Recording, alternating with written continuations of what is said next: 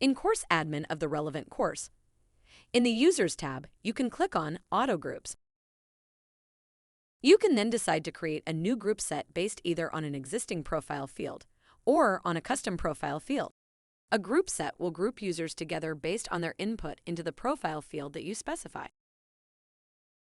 In the next step, you can select the specific profile field or custom profile field that should be used to create the group set. It is recommended to base a group set on a profile field with a set of predefined choices, as a new course group will be created whenever a user enters unique input into that field. In this example, a new course group will thus be created whenever a user selects course group A, B, or C for the first time. And all subsequent users will be added to the associated group based on their selection. Once you've made your selection, you can specify which roles a user should have in order to be eligible for group membership. When you then click on Save Changes, the automation will take effect and course groups will start to be created.